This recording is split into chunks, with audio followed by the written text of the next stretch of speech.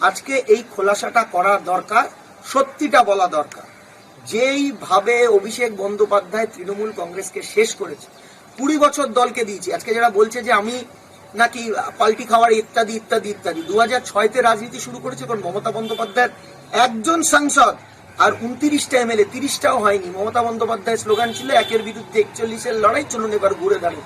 সে সময় যদি ছাত্র রাজনীতি করতে পারি, তাহলে আজকে 38 বছর এসে গেছি, ভয় পাওয়ার কোনো জায়গা নেই। কিন্তু অভিষেক বন্দ্যোপাধ্যায়, আমি আবার বলছি, এই তৃণমূলকে শেষ করার পেছনে অভিষেক বন্দ্যোপাধ্যায় এবং মমতা বন্দ্যোপাধ্যায় তার প্রতি অন্ধস্নেহ। আমি লাস্ট বলে শেষ করব, দুটো অ্যাটেম্প্ট আপনার মনে আছে। প্রথম অ্যাটেম্প্ট আপনারা মনে করুন 2018-র পঞ্চায়েত নির্বাচন।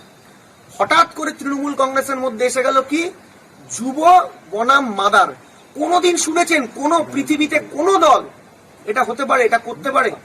তারপর 2022 সালে যখন পৌরসভা নির্বাচন হলো, 108টা পৌরসভা, সেই পৌরসভায় প্যারালাল ক্যান্ডিডেট, একটা আইপ্যাক এবং অভিষেক ব্যানার্জি দিল, একটা মমতা ব্যানার্জি দিল।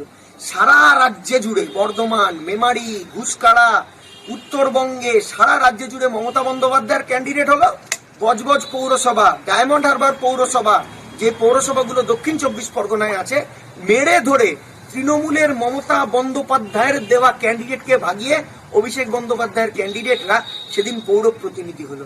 আজকে দল আমাকে যখন তাড়িয়ে দিচ্ছে আমি নাকি পক্ষপাত দুষ্ট দল বিরোধী কথা বলেছি, আর সেদিন সারা রাজ্য জুড়ে দলের সাংসদ কল্যাণ ব্যানার্জিকে যখন বলেছিল যে মাতাল তোমায় মানতে হবে, আগামীকে জানতে হবে, তখন একটা তৃণমূল কংগ্রেসের নেতা, একটা অভিষেক বন্দ্যোপাধ্যায়ের চামচার বিরুদ্ধে একটা শোকজ চন্দ্রিমাদি ডেরেক দ্বারা করেছিল কিনা, আজকে আমার তার প্রশ্ন আছে।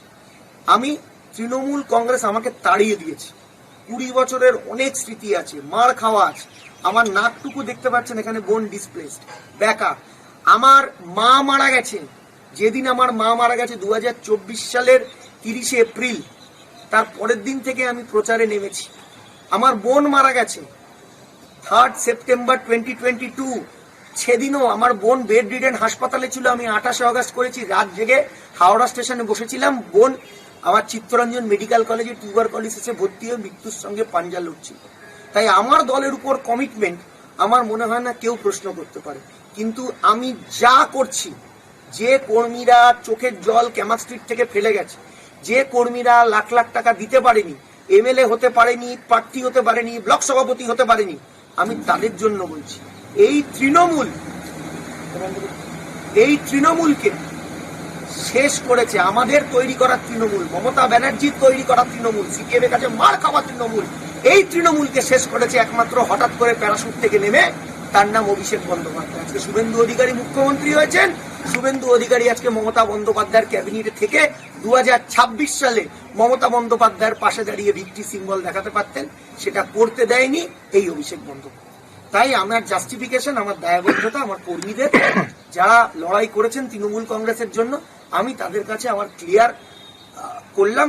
তারা আমাকে গালাগালি দিতে পারে, তাদের মনের ব্যথা বেদনা থেকে গালাগালি দিতে পারে, সে সব গালাগালি আমি খেতে রাজি আছি।